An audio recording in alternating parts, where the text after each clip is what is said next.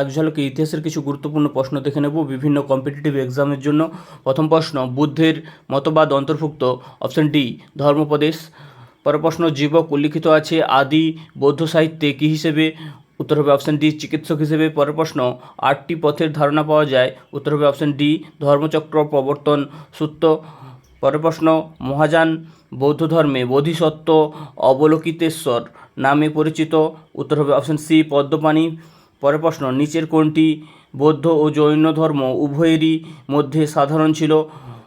Option আছে প্রথম option তপস্যা ও উপভোগের চূড়ান্ততা এড়ানো, এটা হবে না। পরের অপশন আছে বেদের কর্তৃত্বের প্রতি উদাসীনতা, এটা হবে। 3 নম্বর আছে আচার অনুষ্ঠানের কার্যকারিতা অস্বীকার, এটা হবে। প্রাণীর জীবনের ক্ষতি না করা, এটা হবে। অপশন বি হবে। তার মানে আদি জৈন শাস্ত্রের মধ্যে নিম্নের কোনটি পড়ে না? উত্তর হবে